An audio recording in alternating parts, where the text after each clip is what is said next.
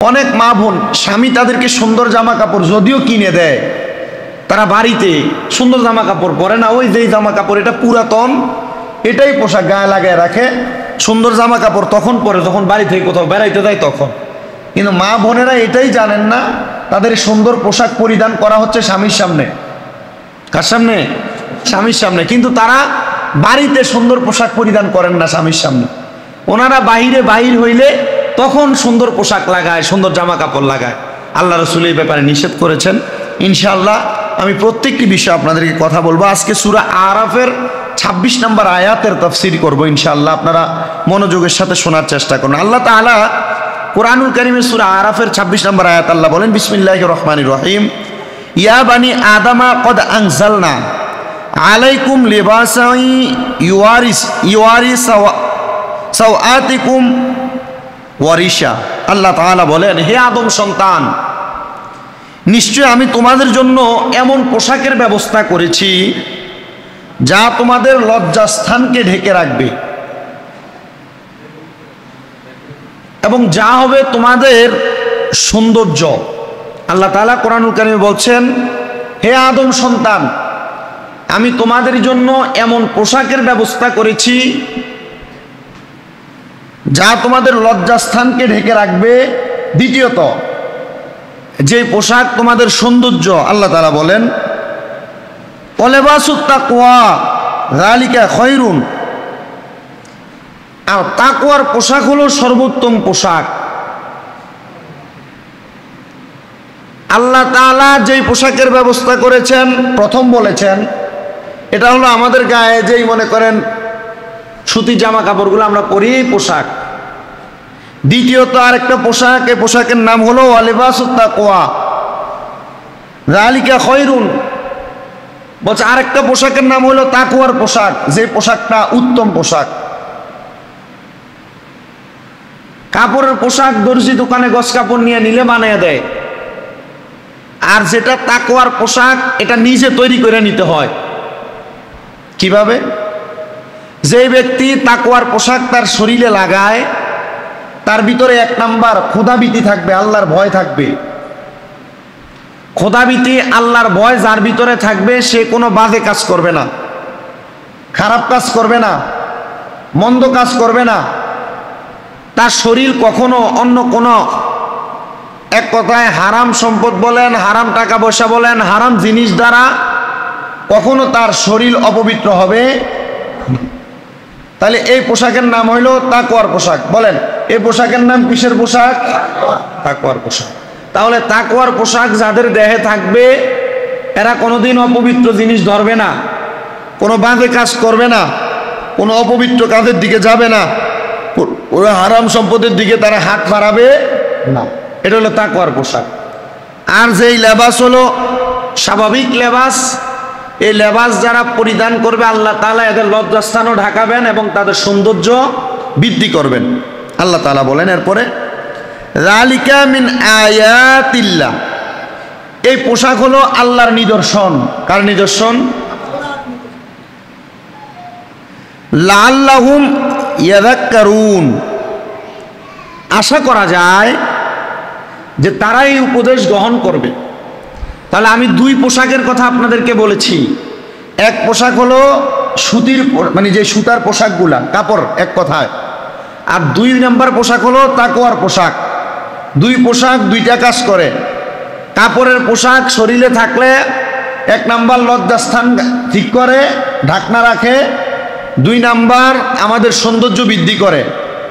আর তাকওয়ার পোশাক গায়ে নিলে কোনো বদ কাজ থেকে এই বান্দা দূরে থাকে, হারাম কাজ থেকে দূরে থাকে, খারাপ কাজ থেকে দূরে থাকে।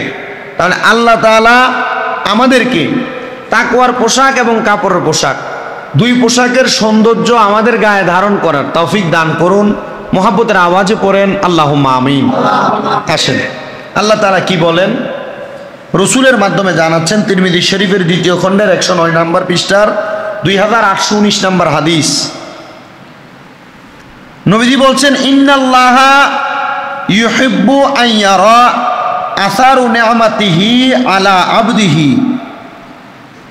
নবীজি বলছেন, আল্লাহ তাআলা এটা পছন্দ করেন যে তিনি যে নিয়ামত বান্দাকে দিয়েছেন বা দান করেছেন, এর নিদর্শন যেন বান্দার মাঝে থাকে। রসুল বলছেন যে নিয়ামত আল্লাহ তাআলা বান্দাদেরকে দিয়েছেন, এই নিয়ামতের নিদর্শন যেন বান্দার দেহের মধ্যে থাকে। আপনি মালিক হইলেন 10 কোটি টাকা, বাদ মালিক হইলেন 1 কোটি টাকা,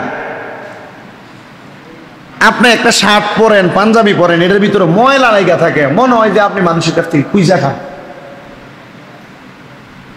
আপনি মালিক হইলেন সুন্দর বাড়ি, অনেক জায়গা জমি, কিন্তু আপনি যেভাবে চলাফেরা করেন, শরীরে জামা কাপড় যেমন দেখা যায়, মনে হয় যে একবারে এর কিছুই নাই, এর কিছুই নাই। কিন্তু রসুল বলছেন তুমি যা সম্পদের মালিক, আল্লাহ তোমাকে যা দান করছেন, এটা একটা নিদর্শন তুমি তোমার দেহে রাখো। তো সেটা নিদর্শন কি? সুন্দর পোশাক। এই জন্য যে যেই কাজই করেন, যদি আল্লাহ তাআলা আপনাকে সম্পদ দিয়ে থাকেন, আপনার সম্পদের পরিমাণ সুন্দর পোশাক আপনি পরিধান করেন, এটা আল্লাহ তাআলার নিদর্শন, যেন মানুষ আপনাকে দেখে মনে না করে তার মনে হয় কিছুই নাই। কিন্তু আল্লাহ তো আপনাকে দিয়েছেন, আল্লাহর নিয়ামত, সম্পদ দিয়েছেন না। আল্লাহ তাআলা বোঝার তৌফিক দান করুন, পরে না আমিন। পরবর্তী হাদিস আবু দাউদ শরীফের 2য় খণ্ডের 558 নম্বর পৃষ্ঠার মধ্যে 4029 নম্বর হাদিস। রসুল বলছেন, মান লাবিসা সাউবা শুহুরাতিন ফিদ দুনিয়া আলবাসাহুল্লাহু সাউবা মাযাল্লাতিন ইয়াউমাল কিয়ামা। যেই ব্যক্তি দুনিয়ার সুখ্যাতির পোশাক পরিধান করবে, আল্লাহ তাআলা কিয়ামতের দিন তাকে অপমানের পোশাক পরাবেন। আবার পোশাক এমনও বেশি উন্নত মানের পড়তে যাবে, এর অ্যাবিলিটি চাইতে বেশি। অথবা সুখ্যাতির পোশাক বলতে হাদিস শরীফের মধ্যে হাদিসের ব্যাখ্যাকারী এটাও বলছেন, অনেকে নিজে বাহবা পাওয়ার জন্য মানুষকে দিয়া নিজের নামে স্লোগান দেয় না, বা নিজের নামে মানুষের কাছে প্রশংসা করার জন্য 2-1 লোককে রাখেন না, এই সুখ্যাতির পোশাক। অথবা সৌন্দর্যমণ্ডিত মানুষ কইব যে এর সবসময় কি সুন্দর সুন্দর পোশাক পরে, এমন সুখ্যাতির পোশাক যারা পরিধান করবে, রসুল বলছেন আল্লাহ তাআলা তাদেরকে কিয়ামতের ময়দানে অপমানের পোশাক পরাবেন। আসেন, এই সুখ্যাতির পোশাক কোনটা? নবীজি বলছেন যারা পুরুষ মানুষ তারা যেন রেশমি কাপড় না পরে। রেশমি কেন? বলছে এটা অহংকারের জনক, অহংকার আসবে শরীরে, এটা পরলে মনে হবে হ্যাঁ আমাকে আজকে খুব সুন্দর লাগতেছে। এই সুখ্যাতির পোশাক পুরুষের জন্য হারাম। নবীজি আবার পরবর্তী জায়গায় আবার বলছেন, কুলু, নবীজি বলছেন তোমরা খাও, ওয়াশরাবু, তোমরা পান করো, ওয়া তাসাদ্দাকু, তোমরা দান সদকা করো,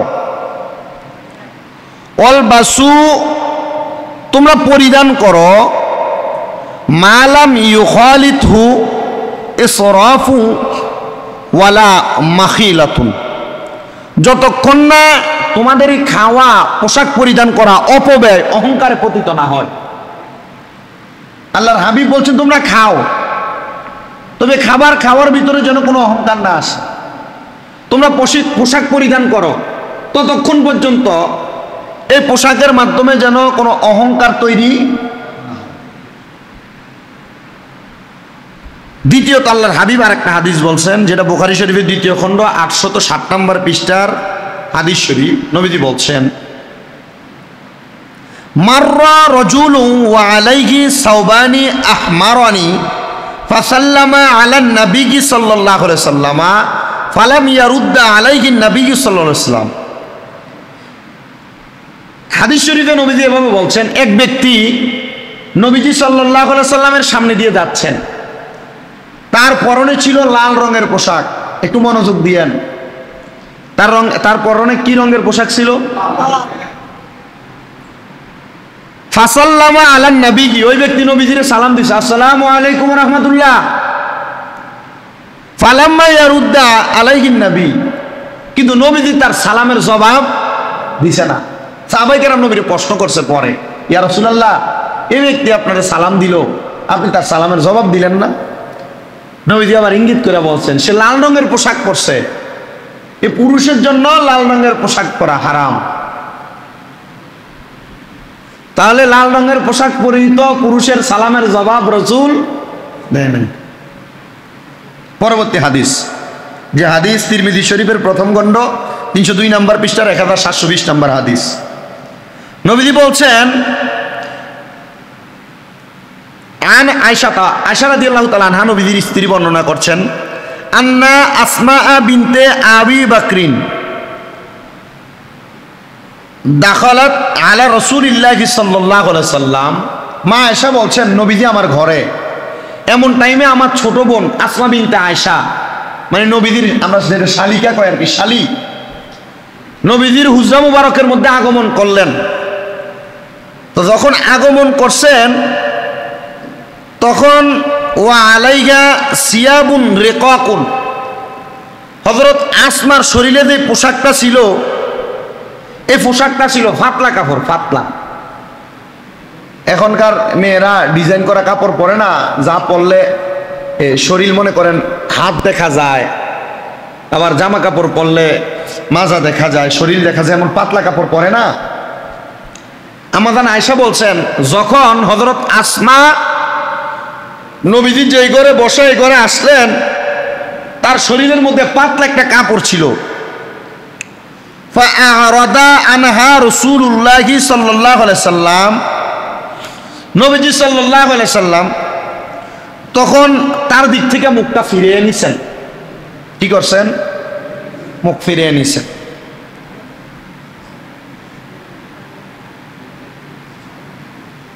ওয়াকালা ইয়া আসমাউ ইন্না মারআতা ইযা বালাগাতিল মাহিদা লাম ইউসলাহ লাহা আন ইয়ারা মিনহা ইল্লা হাযা ওয়া হাযা ওয়া আশারা ইলা ওয়াজহি ওয়া কাফিয়াহি। নবীজি তখন হযরতে আয়েশা এবং হযরত আসমাকে ইঙ্গিত করে বললেন, হে আসমা, মহিলা যখন প্রাপ্তবয়স্ক হয়ে যায় তখন তার শরীরের কোনো অঙ্গ দেখা যাওয়া উচিত না। একটা মেয়ে যখন প্রাপ্তবয়স্ক হয়ে যায় তখন তার শরীরের কোনো অঙ্গ দেখা যাওয়া উচিত না। কারণ কি? নবী এটা বলার পরে আবার ইঙ্গিত করছেন ইন্না ইয়ারা মিনহা, তবে হ্যাঁ দেখা যাইতে পারে, ইল্লা হাযা ওয়া হাযা, নবীজি বলেন এটা এটা দেখা যাইতে পারে। পরবর্তী হাদিসের ব্যাখ্যা করছে ওয়া আশারা ইলা ওয়াজহি ওয়া কাফিয়াহি, নবীজি আবার ইশারা দিয়ে বোঝাইছেন এক নাম্বার হয়তো তার হাতের কবজি থেকে আঙ্গুল পর্যন্ত দেখা যাইতে পারে, আর দুই নাম্বার যদিও তার মুখ দেখা যাইতে পারে। প্রাপ্তবয়স্ক মেয়েটা কখন হয় আপনারা বুঝেন না, মেয়েটার দিকে নজর করলে যখন তার একটা বয়সের ছাপ বোঝা যায় তখনের পর থেকে মেয়েরা পাতলা কোনো কাপড় পরতে পারবে না। আপনি আপনার মেয়ের যে নর্মাল জামা কাপড় পরান, এটা শরীয়ত বিরোধী, নবীজি অপছন্দ করেন। তো নবীর অপছন্দ কাজ করে আপনি কবরে যাওয়ার পর নবীজির শাফাত পাবেন এটা আশা করতে পারেন। এবার মেয়ে বলেন, আপনার স্ত্রী বলেন, আপনার সন্তান বলেন, এর সবার ব্যাপারে সেম মাসালা। মা বোন যারা পর্দার আড়ালে শুনছেন আপনাদের ব্যাপারে এমন।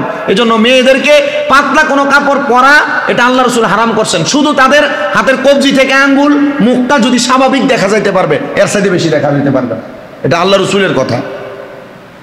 আসেন পরবর্তী একটা হাদিস।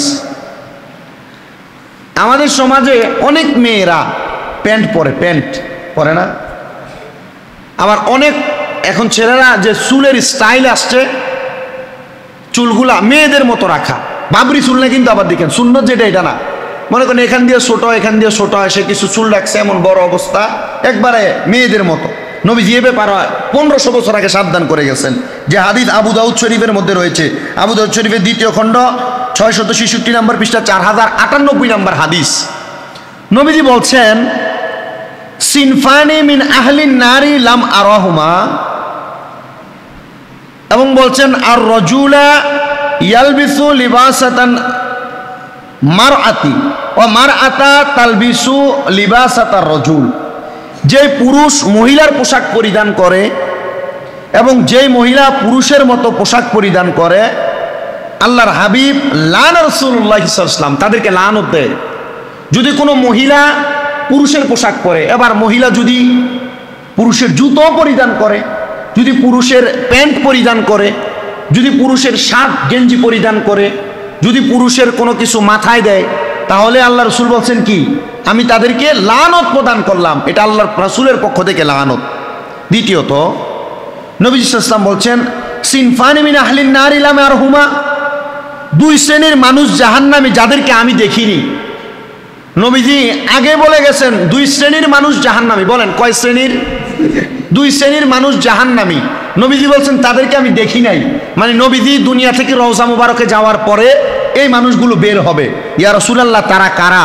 নবীজি বলছেন, কওমুম মাআহুম সিয়াতুন কাযনাবি বাকরাতিন ইয়ারবিউনা বিহান নাস ওয়া নিসাউন কাসিয়াতুন আরিয়াতুন আরিয়াতুন মুমিলাতুন মাইলাতুন। আল্লাহ রসুল বলছেন এমন সম্প্রদায় যাদের কাছে চাবুকের মতো একটা অংশ থাকবে, এই অংশ চলে গেছে, আগে চাবুক দিয়ে বিচার করতো, মারতো, এমন এর দ্বারা মানুষকে প্রহার করবে।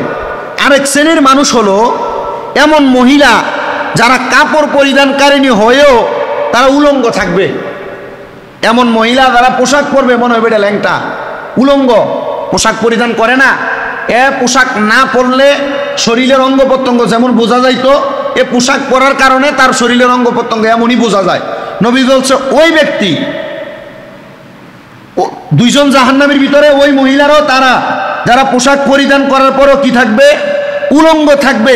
নবী বলছে শুধু উলঙ্গ না, পুরুষদেরকে নিজেদের প্রতি আকৃষ্টকারিণী। এই জন্য কিন্তু মহিলারা সেন্ট ব্যবহার করা হারাম। কি ব্যবহার করা? সেন্ট ব্যবহার করা হারাম। কারণ এই মহিলা সেন্ট ব্যবহার করে রাস্তা দিয়ে হাইটা যাবে, একটা পুরুষ তার হাইটা যাওয়ার কারণে তার নাকে সুঘ্রাণ জাগলে ওই মহিলার প্রতি কুধারণা সৃষ্টি হবে। এজন্য একটা নারী সুগন্ধি সেন্ট ব্যবহার করে হারাম। নবীজি বলছেন শুধু তাই নয়, আকৃষ্টকারিণী নয়, ওই মহিলা এমন পোশাক পরলো যেই পোশাক দেখে পুরুষ মানুষ খুব অবাক হয়ে গেল, হ্যাঁ দেখছো কি সুন্দর লাগতেছে। এই পোশাকও যদি কোনো মহিলা পরে, মানে যেই পোশাক পরলে ওই মহিলাকে পর পুরুষ দেখলে তার প্রতি খায়েশ তৈরি হবে, নবীজি বলছে এই পোশাক পরা মহিলাদের জন্য হারাম। আর এই পোশাক যদি কোনো মহিলা পরে, ওই মহিলা জাহান্নামী। আর যদি কোনো মহিলা এমন আকর্ষণীয় পোশাক পরতে চায়, এটা শুধু তার ঘরে তার স্বামীর জন্য।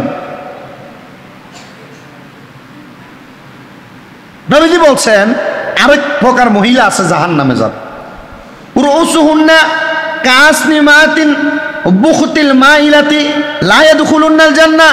নবীজি বলছেন এমন মহিলা যাদের মাথাটা উটের কুজের মতো হয়ে থাকে। উটের যে চুড়িটা অনেক উঁচা না? আপনার মেয়ে, আপনার স্ত্রী, আপনার মা, আপনার বোন, আপনার পরিবারে যে মহিলা আছে দেখবেন এর ভিতরে অনেক মহিলারা মাথায় যে খোফাটা বাঁধে, এই খোফাটা পেছন দিয়ে বাঁধলেও চলে, কিন্তু দেখেন কপাল থেকে তার খোফাটা অনেক উঁচা হয়ে যায়। নবীজি বলছে ওই মহিলাও জাহান্নামী যে তার মাথার খোফার চুলগুলাকে উটের কুজের মতো করে বাঁধা রাখে। এটার উদ্দেশ্য হলো এটা সুন্দর দেখা যাবে, মানুষ তার মাথার দিকে চাইবো আর বলবে তার চুল অনেক সুন্দর, চুল অনেক বড়, এই জন্য তার মাথার চুল উটের কুজের মতো লম্বা। এই জন্য মাথার চুলকে মহিলারা উটের কুজের মতো উঁচা করেও বাঁধতে পারবে না। যদিও খোপা বাঁধে, তাহলে শরীয়তের মাসালা, ফিকহের মাসালা হলো তার মাথার চুল কোথায় থাকবে? তার পেছনে থাকবে। আসেন পরবর্তী হাদিস। নবীজি বলছেন, যে হাদিস তিরমিজি শরীফের 2য় খণ্ড 2812 নম্বর পৃষ্ঠা, নাসাই শরীফে হাদিস বর্ণিত। নবীজি বলছেন আলবিসু বিয়াদা ফাইন্নাহা তাহারু আতিয়াবু ওয়া কাফিনু ফিহা মাউতাকুম। নবীজি বলছেন তোমরা সাদা পোশাক পরিধান করতে পারো। কি কালার পোশাক? সাদা পোশাক। ইয়া রাসূলুল্লাহ কেন বলছেন? নবী বলছেন এটা অতি উত্তম পোশাক। পোশাকের মধ্যে সবচেয়ে উত্তম পোশাক কি কালার? সাদা কালার। শুধু তাই নয়, নবীজি বলছেন ওয়া আতিয়াব ওয়া কাফিনু ফিহা মাউতাকুম, এবং তোমাদের মৃত ব্যক্তি যারা তাদেরকে সাদা পোশাক দ্বারা কাফন দাও। তাহলে মৃত ব্যক্তিদের সাদা পোশাকের কাফন কে বলছেন? রাসূল বলছেন, কারণ এটা উত্তম পোশাক। এরপরের হাদিস নবীজি বলছেন ওয়ালাত আয়েশাতা সুবিকাত লিন নবী সাল্লাল্লাহু আলাইহি ওয়াসাল্লাম বুরদাতুন সাওয়াদুন ফালাবিসাহা ফালাম্মা আরিকা ফিহা ওয়াজাদা রিহাতুন সুফি ফাকাযাফাহা। আল্লাহর হাবিব বলছেন যে আমি নবীজি একবার কালো রঙের একটা চাদর বানাই আমি পরছিলাম। পরার পরে কালো রঙের পোশাক পরিধান করার পর পশমের ঘ্রাণ আসতেছিল আমার নাকে। পরে আমি এই কালো রঙের পোশাক খুলে রাখছি গরম অনুভব হওয়ার কারণে। নবী সাল্লাল্লাহু আলাইহি ওয়াসাল্লাম বলছেন আমি আরেকটা কাজ করছি, ওয়া আলাইহি বুরদানি আখদরানি, আমি নবীজি দুইটা সবুজ পোশাক পরছিলাম। কি পোশাক? সবুজ পোশাক। আমার কাছে খুব আরাম মনে হয়েছে। নবীজি বলছেন সবুজ রঙের পোশাক পরাতে আমার কাছে আরাম মনে হয়েছে। এবার আসেন, আমরা যারা পুরুষ মানুষ আছি আমাদের ব্যাপারে রসুল আরেকটা হাদিস বলছে, আমরা যারা লুঙ্গি পরিধান করি, আমাদের লুঙ্গি মাঝে মাঝে আমাদের যে টাকনু, এই টাকনুটা পায়ের নিচে, এই টাকনুর নিচে পড়া যায়। অনেক সময় আমরা লুঙ্গি পরার কারণে লুঙ্গি রাস্তাতে শেষায়।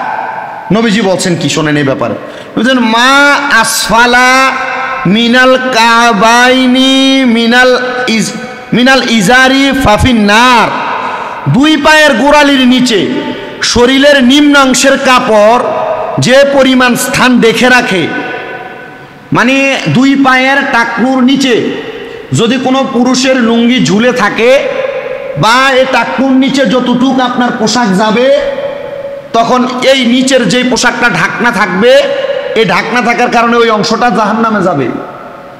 কোথায় যাবে? জাহান্নামে। এই জন্য টাকনুর উপরে পোশাক পরা আল্লাহর হাবিবের সুন্নত। আবার বিজ্ঞানও বলতেছে, বিজ্ঞান বলতেছে যদি পুরুষ মানুষের এ পায়ের গোড়ালির ভিতরে কি যেন সূর্যের তাপ যদি না লাগে, তাহলে তার শরীরের যেই মজি আছে, মজি আস্তে আস্তে শুকিয়ে যায়, তখন তার টাকনুর ভিতরে পায়ে ব্যথা, গিরায় ব্যথা, গোড়ালির ব্যথা হয় না, হাড় ক্ষয় হয়ে যায়। এটা মনে রাখবেন। এটা রসুল এরপরে হাদিস বলছেন, যদি কোনো মানুষ তার পোশাক টাইনা টাইনা ধইরা পরে, অনেক মানুষ লুঙ্গি পরে না, এরপর লুঙ্গির আগাটা হাতে ধরে রাখে, হাতে ধরে হাঁটে না, নবী বলছে কিয়ামতের দিন আল্লাহ তাআলা তার দিকে তাকাবেন না যদি কেউ এভাবে লুঙ্গি পরেন বা পোশাক পরেন। পরবর্তী আরেকটা হাদিস, এক মহিলা পুরুষের জুতা পরিধান করার পর এক সাহাবী প্রশ্ন করছে, ইয়া রাসূলুল্লাহ, আমি আসার সময় দেখছি এক মহিলা পুরুষ মানুষের জুতা পরছে, এটার ব্যাপারে হুকুম কি? নবীজি বলছেন পুরুষের জুতা পরিধান করছে, যে মহিলা পুরুষের বেশভূষা গ্রহণ করে তাকে তো আল্লাহ তাআলা লানত দিয়েছে, তো সে কেন পুরুষের পোশাক পরে বা পুরুষের বেশ নিতেছে, জুতা পরতেছে? এজন্য নবীজি এটাও নিষেধ করছে। এই জন্য পুরুষের পোশাক পরা, পুরুষ তাকে সুঠাম দেখানোর জন্য লম্বা জুতা পরতে পারে, উঁচা পরতে পারে। আমরা এখন বাজারে গেলে যে জুতা দেখা যায় মহিলাদের, এই জুতা 4 আঙ্গুল 6 আঙ্গুল উঁচা দেখা যায় না, এগুলোর ব্যাপারে নিষেধ, খুব নিষেধাজ্ঞা আছে, আল্লাহ রসুল বলছেন। এরপর পরবর্তী আরেকটা হাদিস শরীফ বলি, শেষ করতেছি। হ্যাঁ, নবী সাল্লাল্লাহু আলাইহি ওয়াসাল্লাম বলছেন, এক ব্যক্তি পোশাক এবং সুন্দর হওয়ার ব্যাপারে রসুলকে প্রশ্ন করেছি, ইয়া রাসূলুল্লাহ, আমি যদি সুন্দর পোশাক পরি, নতুন জামা কাপড় পরি, কেমন মনে হবে? নবীজি বলছেন, এটা তো ভালো জিনিস। শোনো, ইন্নাল্লাহা জামিলুন ইউহিব্বুল জামাল, আল্লাহ তাআলা সুন্দর, আল্লাহ তাআলা সুন্দরকে পছন্দ করে। তবে এমনভাবে পরবা এই পোশাকে যেন মানুষকে তুমি অবহেলা না করে, পোশাক পরলে যেন মানুষকে তুমি অবজ্ঞা না করো। আল্লাহ তাআলা আমাদেরকে বোঝার তৌফিক দান করুন, আমিন করেন। এমন পোশাক, সুন্দর পোশাক, যে পোশাকের দ্বারা আমাদের সৌন্দর্য বৃদ্ধি হবে, আল্লাহ তাআলা এমন সুন্দর সুন্দর পোশাক দ্বারা আমাদের নিজের সৌন্দর্য বৃদ্ধি রাখার তৌফিক দান করুন, করেন আমিন। আগামীকালকে সন্ধ্যার পর থেকে জিলহজ